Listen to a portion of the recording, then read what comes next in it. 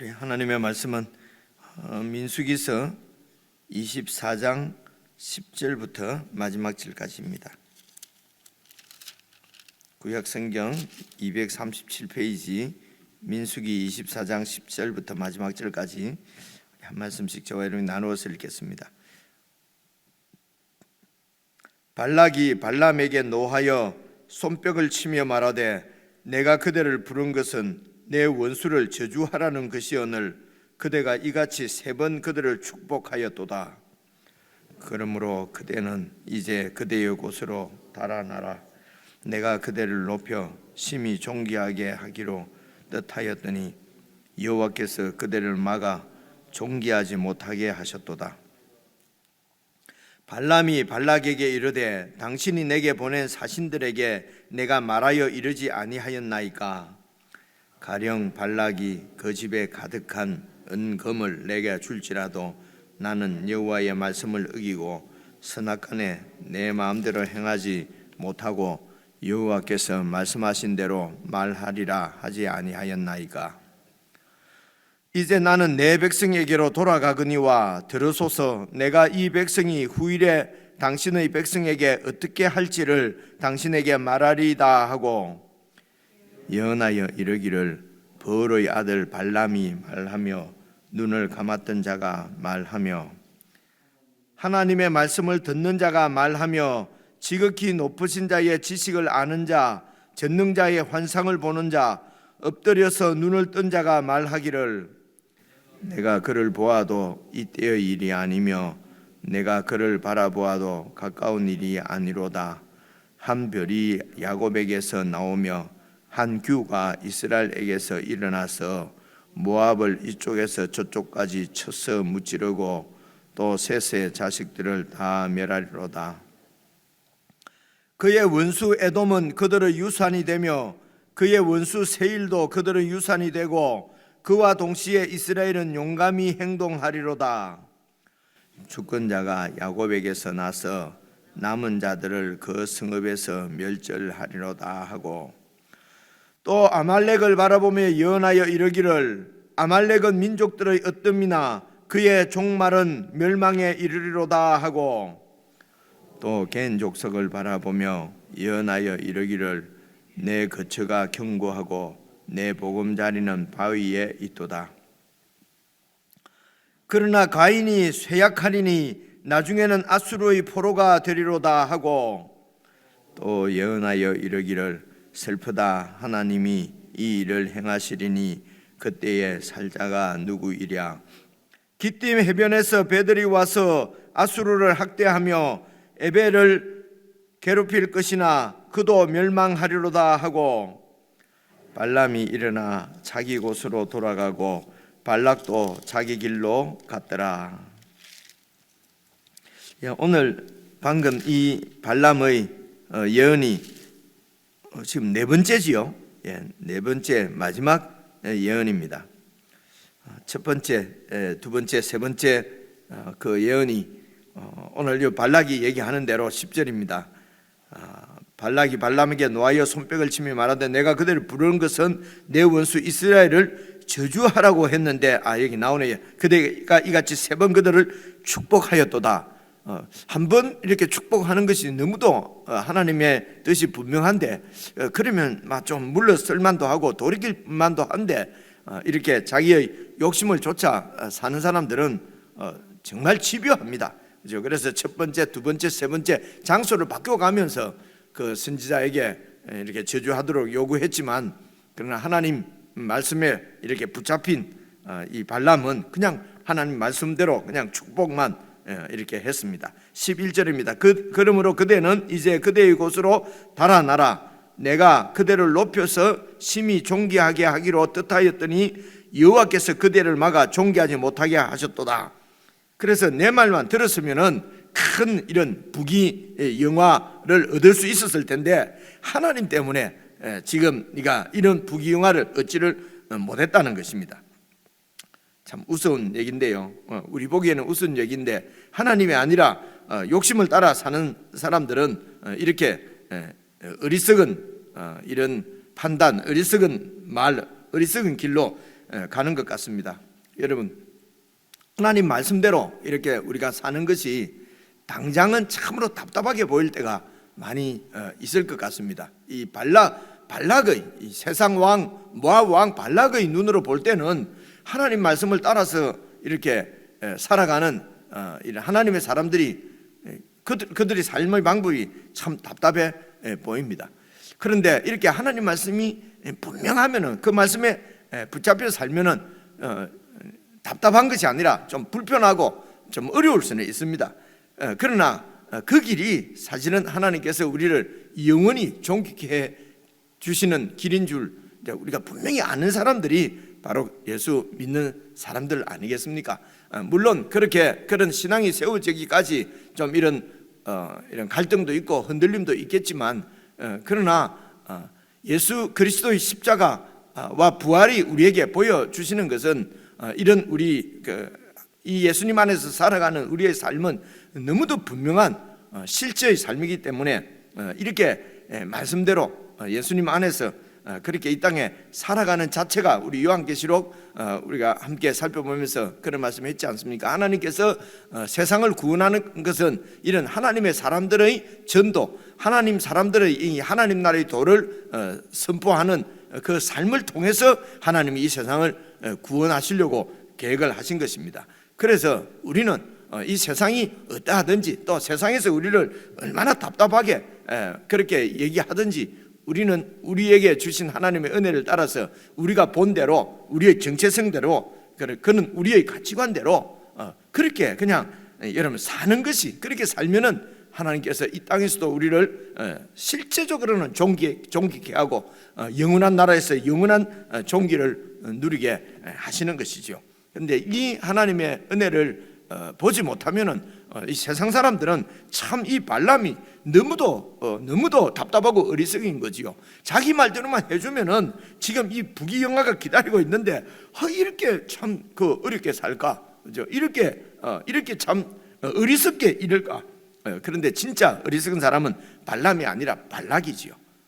이런 참 신앙의 현실 가운데서 우리 예수 믿는 사람들도 참 흔들릴 때가 많이 있는 것이 현실인 것 같습니다. 오늘 개인적으로 이렇게 묵상하실 때에 이런 우리의 믿음의 표대가 분명하게 세워지면 좋겠습니다. 세상에서는 바보 소리 듣고 어리석다 소리 듣고 참 답답하다 소리 들어도 들어도 하나님께서 주시는 재물이 아니면은 그냥 포기하고, 하나님께서 주시는 그 영광이 아니면은 그는 눈도 거들떠 보지 않고, 하나님이 주시는 자리가 아니면은 그 자리가 아무리 높은 자라도 뭐 그냥 마음에 유혹을 받거나 탐내거나 막 그렇게 하지 않고 그저 그냥 예수님 안에서 말씀대로 살면은 하나님께서 우리를 보석처럼 존귀하게 그렇게 빛나게 하나님 우리 삶을 그렇게 하나님이 존귀케 해주시는 것이 진짜 존귀 아니겠습니까?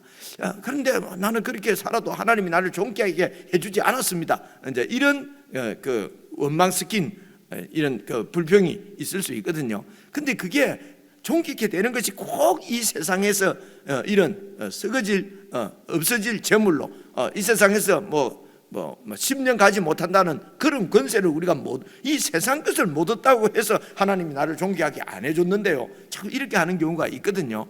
그래서 이런 하나님의 영적인 눈에 보이지 않는 영원한 이 영적인 축복을 보지 못하면 계속 이 땅에서 조금 잘 되고 세상 사람들이 구하는 그런 존귀와 축복, 이제 그것을 종말론적으로 결론적으로 자꾸 얘기를 하니까 나는 아무리 하나님 말씀대로 해도 하나님이 존귀케 안 해주셨다고, 하나님이 나를 이렇게 높여주지 않았다고 이제 이런 얘기를 많이 듣습니다. 그런데 이런 경우는 참 설명이 불가능하죠.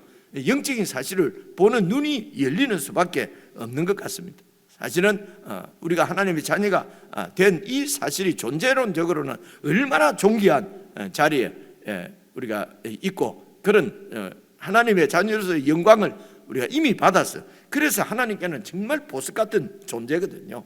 그래서 보석으로 살아야지. 이 보석이 세상에서 그냥 이 오물이 묻고 막 더러운 게 묻고 이러면 그 보석 자체가 보석이 어떻게 되겠습니까? 그죠? 보석은 정말 보석이 있는 자리에 있어야 있는 자리에 그대로 있으면은 그 영롱한 광채를 비치면서 많은 사람들의 마음을 이렇게 밝게 비추는 것이 바로 그것이 바로 보석 아니겠습니까?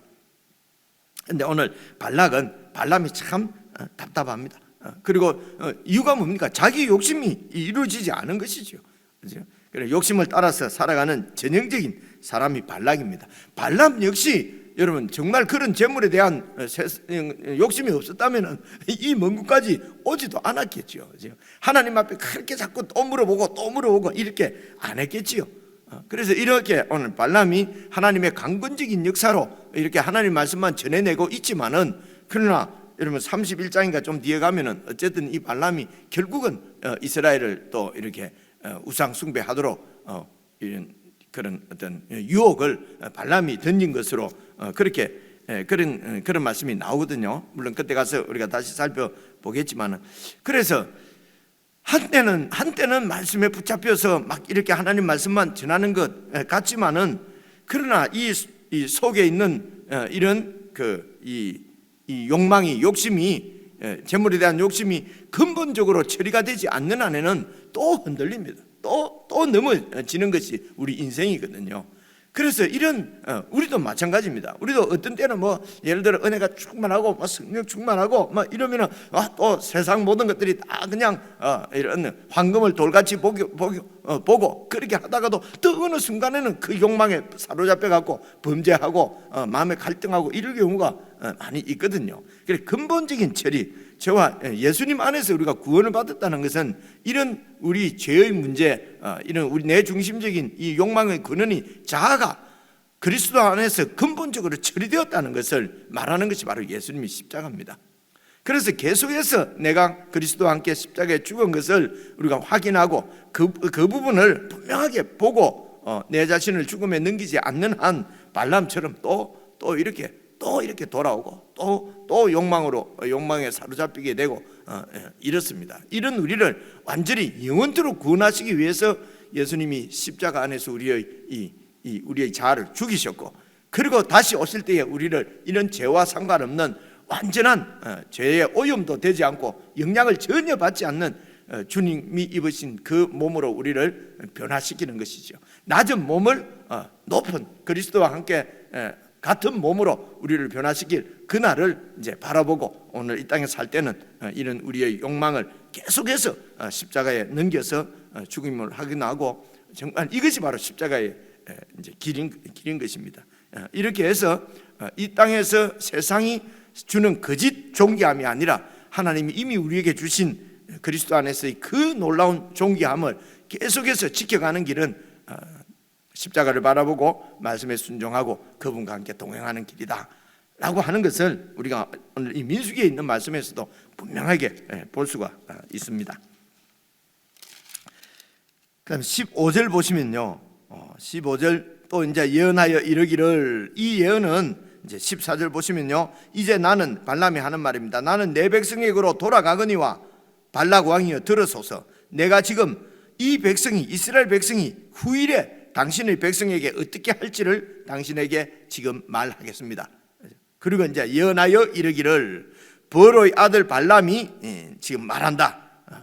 버로의 아들 발람이 그냥 자의로 말하는 것이 아니고 눈을 감았던 자, 또 하나님의 신탁을 받기 위해서 눈을 감았던 자, 하나님의 말씀을 듣는 자, 그리고 지극히 높으신 그 하나님의 지식을 아는 자, 전능자가 주는 환상을 보는 자, 엎드려서 눈을 뜬 자가 말하기를, 이제 그렇게 해서 자기를 그렇게 이제 소개를 하고 17절, 내가 그를 보아도 이때의 일이 아니며 내가 그를 바라보아도 가까운 일이 아니로다. 이제 미래에 이런 일이 일어날 텐데 보십시오. 한 별이 야곱에게서 나오며 한 규가 이스라엘에게서 일어나서, 야곱과 이스라엘은 같은 사람인 것을, 그리고 같은 민족인 것을 여러분 다 아시는 바입니다. 그리고 이 별과 규는 이 왕이 들고 있는 지팡이, 조그마한 지휘방 같은 지팡이를 규라고 그러거든요. 그래서 이 한 별이 별과 규가 나타내는 것은, 이 별은 영광스러운 아주 영화로운 그런 왕을 상징하는 것이고요. 또 규는 강력하고 이런 강력한 어떤 그런 힘을 가진 이런 그 통치자 왕을 상징하는 것입니다. 그래서 별과 같은 규와 같은 이런 강력한 왕이 이스라엘에게서 나온다는 것입니다. 일어나서 그래서 모압을 이쪽에서 저쪽까지 쳐서 완전히 무찌르고 지금 모압 왕에게 저 이스라엘에서 강력한 이 별과 같은 규와 같은 그런 통치자가 나와서 그리고 나와서 당신 나라를 완전히 이렇게 멸망시킬 이쪽에서 저쪽까지 쳐서 무찌르고 또 셋의 자식들을 다 멸하게 될 것이라는 것입니다. 저 이스라엘이 당신 나라를 완전히 멸하게 될 것이라는 것입니다. 한 왕이 나왔어. 이 발람의 예언은 사실은 역사적으로는 여러분 다윗 왕 때 모압을 완전히 쳐서 복속시키거든요. 그리고 오랫동안 이 모압이 다윗 왕국의 그런 이 봉신 국가로 그렇게 실제적으로 이제 그렇게 되었습니다. 그래서 그런 예언을 이 야곱에서 이스라엘에서 나오는 한 민족이 다윗에서 이제 이 약속이 이루어지고 그렇죠. 그리고 여러분 보시는 대로 다니엘 때에 다니엘의 그 환상, 다니엘에게 시대 때에 하나님께서 환상으로 보여주신 그 내용은 바로 이 한 별, 한 규와 같은 왕이 바로 다윗 왕의 후손으로 오신 예수 그리스도를 통해서 이제 모압으로 상징되는 온 세상 나라가 다 이런 그 하나님 나라에 멸망당하고 하나님 나라로 변화될 것을 여러분 계속해서 이제 이 예언이 점점 이렇게 발전하는 것이죠. 이 예언이 그렇죠. 그래서 이 예언의 근원은 사실은 하나님께서 아브라함에게 주신 언약이고요. 이 약속은 여러분 창세기 1장에 하나님께서 이 세상을 지으시고 우리 사람을 지으시고 이 사람에게 온 만물을 다스리는 통치권을 주시지 않습니까? 그러니까 이런 하나님께서 계획하신 인간을 통해서 이 세상을 통치하시는 하나님의 대리 통치자로 세워서 하나님이 통치하시는 하나님 나라를 이제 아브라함 때에 그리고 또 다윗 때에 그리고 예수님을 통해서 그 언약을 완전히 성취시키시는 이 하나님의 계획은 사실은 이 세상을 짓기 전에 창세전부터 계획하셨던 것이 바로 아들 예수님을 한 별과 같은 규와 같은 그런 강력한 통치자로 메시아로 이 세상에 보내셔서 당신의 나라를 다시 세우실 것이라는 것입니다. 새롭게 다시 창조하실 거라는 것이죠. 이것이 바로 예수 그리스도 안에서 이 세상을 구원하시는 하나님의 계획이라는 것입니다. 이런 말씀을 드리는 것은 이런 에베소서에 나오는 이런 하나님의 계획이 사실은 보니까 창세기 1장부터 쭉 이렇게 요한계시록까지 이런 하나님의 창조 계획을 지금 우리에게 보여주시고 계시해 주시는 것이 바로 성경 말씀이다 하는 것을 볼 수 있습니다. 그래서 이 하나님의 큰 계획 가운데 오늘 발람이 아주 조그만한 것을 지금 예언하는 거지요. 그렇죠? 이제 언제가 될지 모르지만은 가까운 미래에 이스라엘에서 강력한 통치자가 나와서 당신 나라를 멸하게 될 것입니다. 그리고서 보십시오. 이제 17절 마지막 부분에 또 셋의 자식들을 다 멸하리로다. 그래, 이 셋의 자식들은 또 누굴까 하는 것은 이 셋이 왜 아담의 세 번째 아벨이 죽고 그다음에 준 자식이 셋이지 않습니까? 그죠? 이름은 같은데 이 셋이 그 셋을 얘기하는 것인지 뭐 어느 셋을 얘기하는 건지 사실은 지금 우리들로서는 잘 알 수가 없습니다. 그죠? 이게 지금 민수기 역사적으로 말하면 지금부터 3,500년 전인데 그때의 사람들은 셋이 어느 민족인지 뭐 어떤 지명인지 어떤 사람인지 알았겠지만 우리로서는 참 알기가 어렵거든요. 그래서 학자들이 많이 연구를 합니다. 그래서 학자들 연구에 의하면 이 셋이 이런 민족이다, 이런 사람이다, 여러 가지 설들이 있어요. 설들이 있는데 다 그거는 분명하게 사실은 알 수가 없습니다. 자, 그런 것은 학자들이 하고요. 우리는 그냥 이렇게 보면 되는 것입니다. 봐보십시오. 어떻게 해석을 하시냐면요, 한규가 이스라엘에서 일어나서 모압을 이쪽에서 저쪽까지 쳐서 무찌르고 또 셋의 자식들도 다 멸하고, 그러니까 모압하고 연결되어 있는 어떤 모압의 또 다른 표현일 수도 있고요. 그죠? 모압을 다르게 이렇게 표현하는 어떤 표현 방법으로 이해를 하면 좋지 않겠어요, 그죠? 그래서 모압을, 왜냐하면 한 별이 야곱에서 한 규가 이스라엘에게서 이런 식으로 반복법입니다. 같은 말을 다른 표현을 써서 강조를 하는 것이 히브리 문학의 대표적인 이런 이 문학 이 방법이거든요. 그래서 이제 이 부분도 모압을 이쪽에서 저쪽까지 쳐서 무찌르고 또 셋의 자식들도 다 멸하고 하는 말을 그냥 모압을 이렇게 멸할 것을 강조해서 문학적으로 표현하는 방법으로 그렇게 이해를 하시면 좋겠습니다. 그리고 18절에 또 그의 원수 에돔은 그들의 유산이 되며, 그들의 몫이 되며, 그의 원수 세일도 그들의 유산이 되고, 이 에돔과 세일이 내나 같은 민족을 얘기하거든요. 에돔은 에서입니다. 에서의 후손들을 에돔이라고 그러거든요. 그래서 이 에돔 나라가 있는 곳이 세일입니다. 세일산, 그 사해 밑에 그 세일산이 있어요. 그래서 에돔도 그 에돔 에스 민족을 얘기하고요, 세일도 에돔 나라를 얘기하는 거예요. 같은 말이거든요. 그래서 18절도 에돔도 그들의 유산이 되고 그의 원수 세일도 그들의 유산이 되고, 그와 동시에 이스라엘은 용감히 행동하리로다. 19절 주권자가 야곱에게서 나서 남은 자들을 그 성읍에서 멸절하리로다. 그래서 이 강력한 왕이 이스라엘 민족들 가운데서 나와서 그리고 남은 자들을 이렇게 멸절한다 하고, 20절입니다. 또 이제 아말렉, 이 아말렉 민족은 어떤 민족이냐 보십시오. 바라보며 예언하여 이르기를 아말렉은 민족들의 어뜸이나 그의 종말은 멸망에 이르리로다. 그래서 이 당시에 이 아말렉 족속이 아주 셌어요. 아말렉, 여러분 그 하만인가 모르드게 하만 나오지 않습니까? 이제 그때까지 그 아말렉 아마 족속 일 거거든요. 그래서 이 아말렉 족속은 이 앞에 이 출애굽기부터 아주 이 하나님의 이런 이 적대하는 민족의 대표적인 민족으로 나오는 민족이 바로 이 아말렉입니다. 그래서 아말렉의 민족들의 어뜸이나 그 종말은 이 이스라엘에서 너희 주권자에 의해서 멸망당할 것이고, 21절 또 겐 조석을 바라보며 예언하여 이르기를 네 거처가 견고하고 네 보금자리는 바위에 있도다.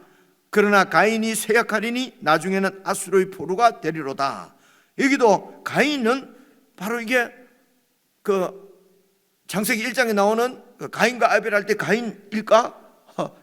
이게 그죠? 그래서 이 가인도 겐 족속의 다른 표현이든지 겐 족속을 다르게 이렇게 부르는 이름으로 그렇게 이해를 하면 좋겠습니다. 그래서 겐 족속은 미디안 광야에 있는 족속입니다. 이 겐 족속이 왜 이렇게 드러나냐면요, 내나 모세의 장인이 바로 이 겐 족속으로 그렇게 나오고요. 그리고 여러분 유다 족속의 대표였던 여호수아와, 갑자기 생각이 안 나요. 여호수아와 또 한 명 누구지요? 이름이? 갈렙. 이 갈렙이 겐 족속이에요. 그래서 이렇게 하나님의 은혜 가운데 있는 사람들은 어떤 민족 이 혈통하고는 관계없이 하나님의 통치 가운데 있으면 하나님 백성이 됩니다만은, 그러나 이제 이런 하나님하고 관계없는 이런 민족들은 결국은 여러분 보십시오. 22절을 보니까 그러나 가인이 쇠약하리니 나중에는 아수르의 포로가 되리로다. 역사적으로 요 미디안 광야에 있는 이런 겐 족속도 이제 어디에서 살게 되냐면요, 이 이스라엘 백성들하고 같이 이렇게 와서 이제 납달리 지파가 있고 하는 그 북쪽 갈릴리 지역 그 근처에 이렇게 살고 있었는데요. 그래서 이제 아수르가 쳐들어올 때 사실은 이 겐 족속도 아수르의 포로로 역사적으로는 그렇게 잡혀가고 그렇습니다. 그런데 중요한 것은요, 23절입니다. 또 예언하여 이르기를 슬프다 하나님이 이 일을 행하시리니 그때에 살자가 누구이랴. 기띔 해변에서 배들이 와서 아수르를 학대하며 에벨을 괴롭힐 것이나. 그러니까 아수르와 에벨도 이게 같은 이런 민족을 다르게 표현하는 방법으로 보면 좋겠고요. 그래서 아수르를 학대하며 에벨을 괴롭힐 것이나 그도 멸망하리로다. 그러니까 아수르가 바로 지금 이 발람의 고향이거든요. 발람 민족이 바로 이 아수르 민족입니다. 그런데 이제 아수르가 아수르가 어떻게 해요? 그 겐 족속도 이기고 아수르의 포로가 되리라 했는데, 이 아수르도 기띔 해변에서 오는 민족에 의해서 학대를 받고 멸망하고, 그리고 기띔 해변에서 온 그들도 역시 멸망하게 될 것이라는 것입니다. 그래서 세상 나라는 다 멸망하고 하나님의 나라만이 우뚝 서게 될 것이라는 것입니다. 이 예언은, 이 발람의 예언은 역시 다윗을 통해서 부분적으로 성취되어졌지만은 예수 그리스도를 통해서 완전하게 성취되어지는 것이죠. 그래서 하나님의 뜻을 이렇게 사람들에게 약속하고 혹은 사람들을 통해서 선포하게 하고, 그리고 그 약속을 하나님께서는 이루시고, 그래서 어떤 경우에도 이루어내시죠. 그래서 신실하신 하나님을 우리가 찬양을 드리는 것입니다. 여기 기띔은 이제 이들 편에서 봐서는요, 그 지중해에 있는 구브로 섬 있지 않습니까? 키프로스 섬이 있습니다. 이제 그런 섬 이쪽을 이제 기띔 해변이라고 그렇게 얘기를 합니다. 그래서 이건 역사적으로 보면은요, 이제 이런 해양 민족이지요. 서쪽에서 오는 해양 민족에 의해서 이렇게 이제 아수르가 계속 이제 괴롭힘을 학대를 받는다는 것입니다. 그래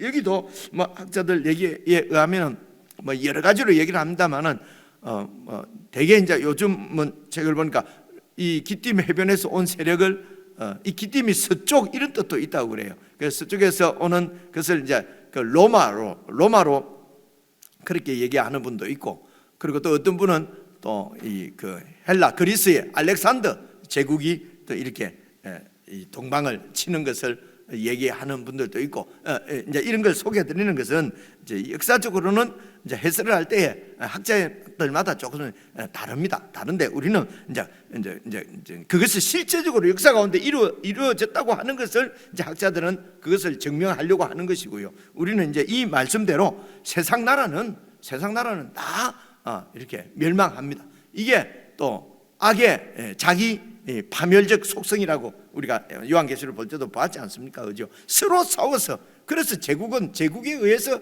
무너지고 쓰러지는 것입니다. 다 멸망하는 것입니다.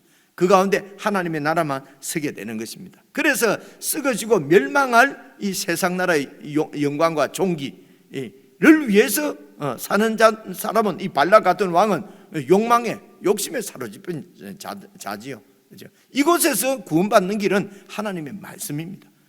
하나님의 말씀에 의해서 구원을 받아서 그 말씀에 순종해서 말씀대로 사는 것이 영원한 존귀를 얻는 길이라는 것입니다. 우리가 개인적으로 다시 묵상하시면서 우리 신앙의 현 주소는 혹시 이런 발락과 같은 이런 욕망 때문에 열심히 신앙생활을 하는 것 같은 혹 착각에 이렇게 가운데 있지는 않는지, 이런 부분만 잘 점검이 되어지면 좋을 것 같습니다. 우리 개인적으로 묵상하시겠습니다.